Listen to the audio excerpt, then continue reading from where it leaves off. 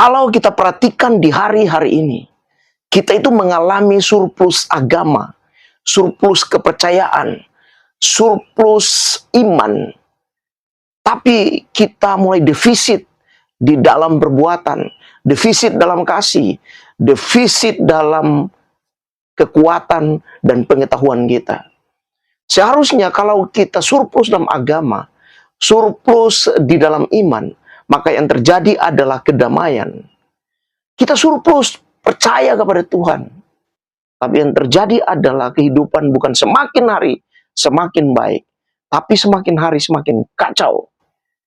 Itu sebabnya mari kita belajar melihat bahwa sesungguhnya orang yang beragama, orang yang beriman, yang selalu percaya dan datang kepada Tuhan, dan kemudian tidak berubah tindakannya, maka berarti dia melebihi orang dunia ini di dalam segala tindakan. Itu sebabnya, mari jangan hanya surplus agama, surplus kepercayaan, tapi surpluslah dalam kasih, surpluslah dalam pengetahuan, surpluslah dalam melakukan segala sesuatu terhadap banyak orang.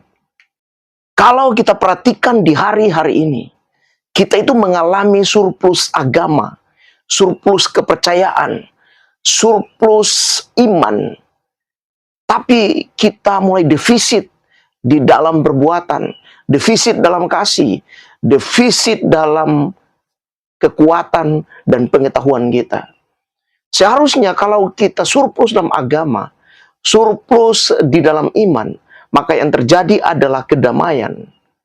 Kita surplus percaya kepada Tuhan, tapi yang terjadi adalah kehidupan bukan semakin hari semakin baik, tapi semakin hari semakin kacau.